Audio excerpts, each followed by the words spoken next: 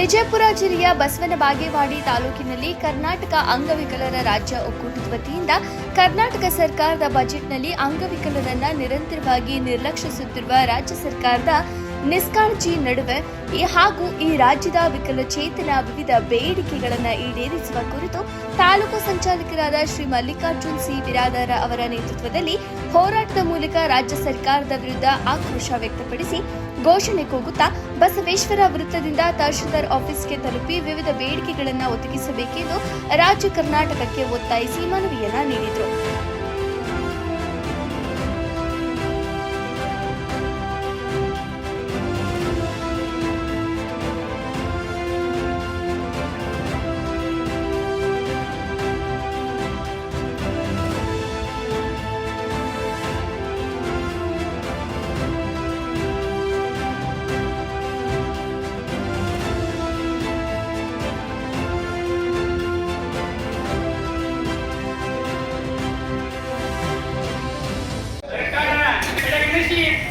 Budget ಮಾಡಿರುತ್ತೆ.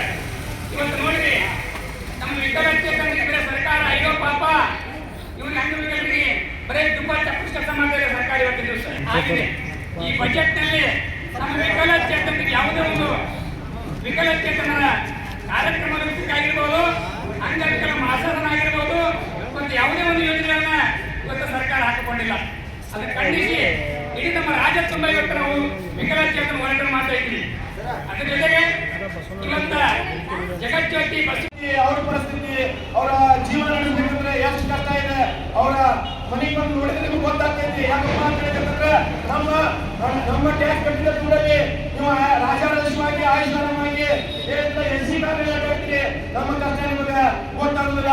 ಅದಕ್ಕಾಗಿ ಸಾಕಷ್ಟು ಹೋರಾಟಗಳನ್ನು ಮಾಡಿ ನೀವು ಮನವರಿಕೆ ಮಾಡಿದ್ರು ಕೂಡ ನಿಂದೆಯಲ್ಲಿ ಜಾರಿದ್ದೀರಿ. ಸಿದ್ದರಾಮಯ್ಯ ಸಾಹೇಬ್ರೆ, ನಾವು ನಿಂದೆಯಿಂದ ಹೊರಗೆ ಬಂದು ಅಲ್ಲೋಣ ಗಾಡಿ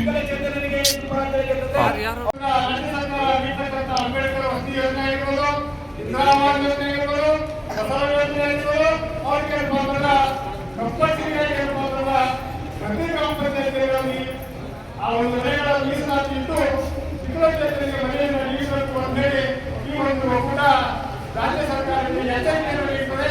ಮುಂಬರುವಲ್ಲಿ ಈ ಬೇಡಿಕೆಗಳನ್ನು ಈಡೇರಿಸುವಂತೆ ನಾವು ಕರ್ನಾಟಕ ರಾಜ್ಯದಲ್ಲಿ ಸಮಿತಿ ಅವರಿಗೆ ಬೆಂಬಲವಾಗಿ ಕೆಲಸ ಮಾಡಿದ್ರೆ ನಾವು ಇನ್ನೊಂದು ಆ ಹೋರಾಟಕ್ಕೆ ನಾವು